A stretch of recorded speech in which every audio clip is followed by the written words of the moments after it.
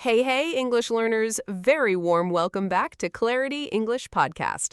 I'm Emma, here with Mike as always. Hey, and honestly, today's episode might be one of the most important ones we've ever done for your career. It really is. So let me start with something serious. One simple mistake in a professional email can change the way your boss perceives your leadership potential. 25 business English phrasal verbs, practical, usable, the kind you'll hear in real offices, real meetings, real emails, starting today. Before we dive in, subscribe to Clarity English Podcast if you haven't already. New episode every single day. Share this with a colleague who wants to sound more professional at work. Let's start exactly where most professional communication happens, inside meetings, because meetings are where careers are quietly built or quietly damaged. Absolutely. And the language you use during a meeting signals so much about your confidence and authority. So let's start with phrasal verb number 1, bring up. To bring something up means to introduce a topic into the conversation. For example, I'd like to bring up the budget concerns before we move forward. It sounds simple, but using it correctly makes you sound organized and proactive. Compare that to just saying, I want to talk about budget. Bring up sounds more natural, more professional. Number 2, zero in on. This means to focus precisely on one specific point or issue. Let's zero in on the main reason this project is delayed. This phrase makes you sound sharp, focused, decisive. It's the language of someone who can cut through noise and get to what actually matters. Number 3, cut in. This means to interrupt someone, usually politely, during a conversation. Sorry to cut in, but I think we're missing an important detail here. Knowing how to cut in politely is actually a leadership skill. It shows you can contribute at the right moment without being rude. And here's a nuance worth understanding. Bring up introduces a new topic. Zero in on narrows focus onto something already on the table.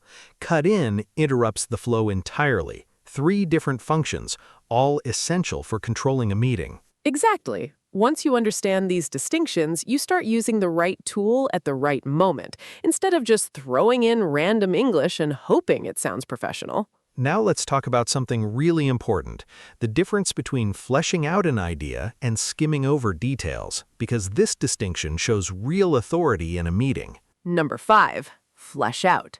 To flesh out an idea means to develop it further, add detail, make it complete. Can you flesh out that proposal a bit more before the client call? This phrase signals depth.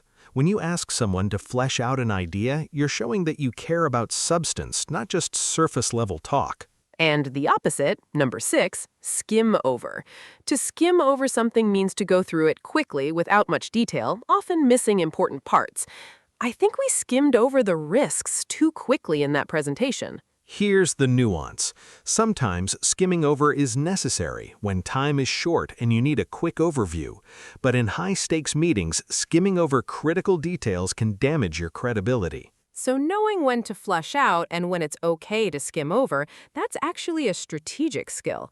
Top professionals know exactly when each is appropriate. Number 7, drill down. This means to examine something in much greater detail, going deeper layer by layer. Let's drill down into these numbers before we present them to leadership. Drill down sounds even more intense than flesh out. It's the language of analysis, of going beneath the surface to find the real answer. Number 7, touch on. This means to mention something briefly, without going into full detail. I'll touch on the marketing strategy, but we can save the full discussion for next week. Touch on is perfect when you want to acknowledge something exists without committing to a long discussion right now. It manages time and expectations elegantly. So already we have 4 levels of depth. Touch on, barely mention it. Skim over, quick, surface level. Flesh out, develop it properly. Drill down, go deep into detail.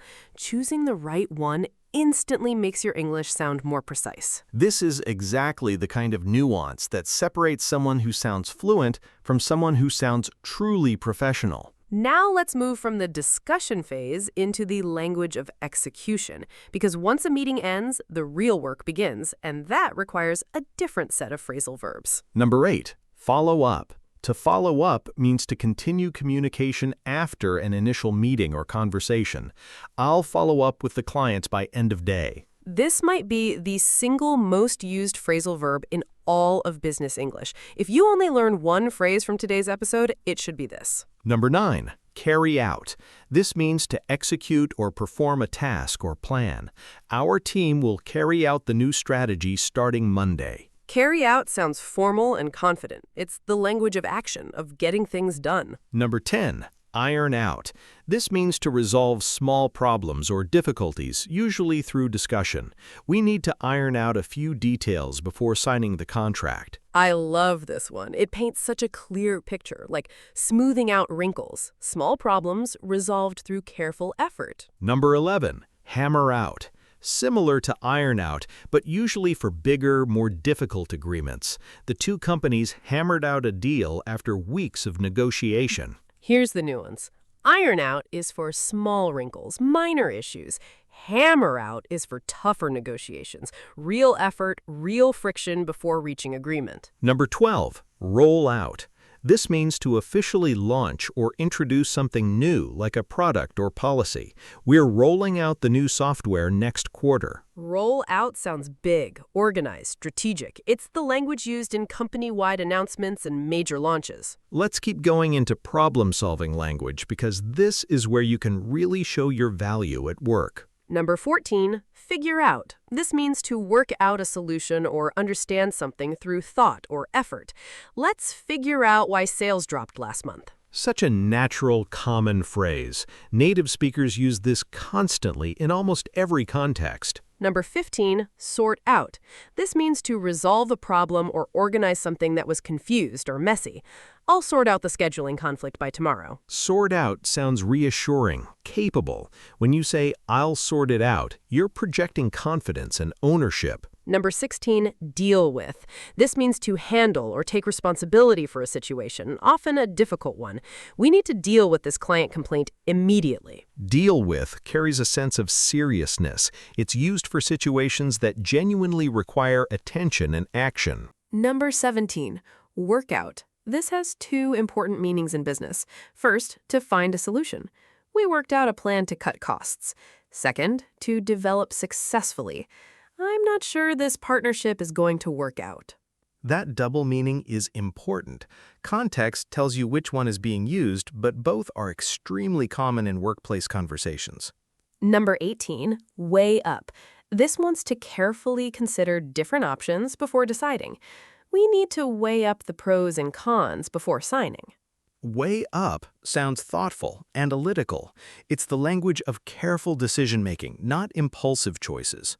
Now, let's talk about communication and collaboration phrasal verbs, because business isn't just about tasks, it's about people too.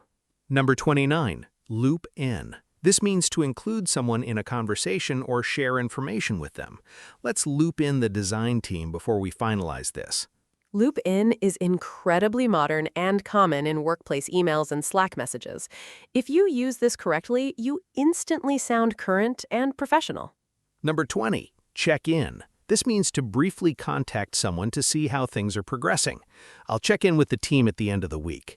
Such a gentle, professional way to follow progress without sounding like you're monitoring someone too closely.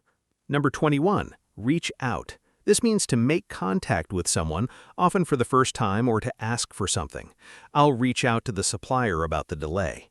Reach out sounds warmer than contact. It's used constantly in professional emails. Feel free to reach out if you have questions. Number 22, back up. This has two meanings here too. First, to support someone's idea or decision.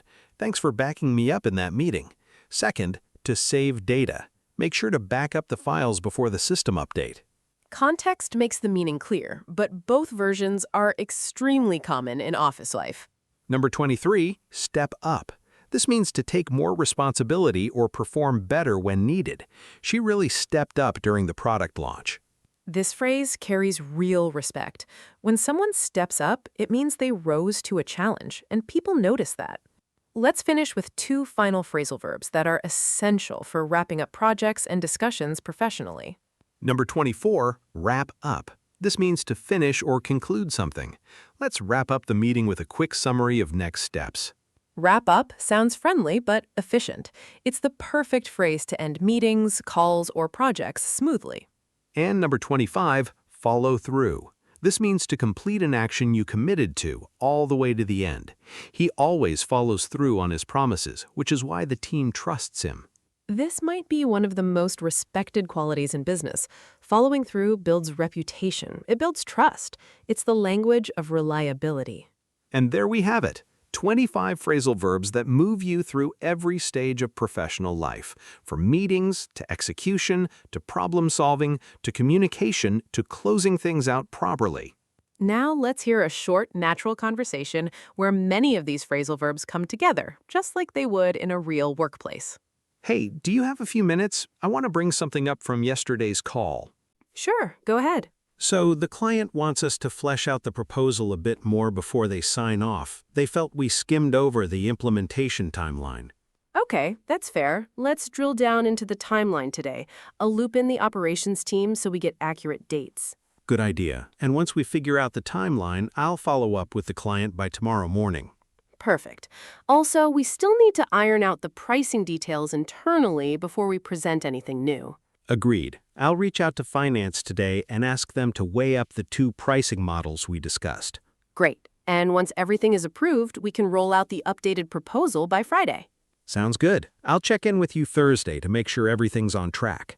Perfect. Let's wrap up here, and thank you for stepping up on this one. You really followed through this week. Just doing my job. Talk soon. Did you catch how naturally those phrasal verbs flowed together? No one announced, "Now I'm using a phrasal verb." It just sounded like real workplace conversation. That's exactly the goal. These aren't decorations, they're tools. And once you start using them naturally, people around you simply perceive you as more fluent, more confident, more professional.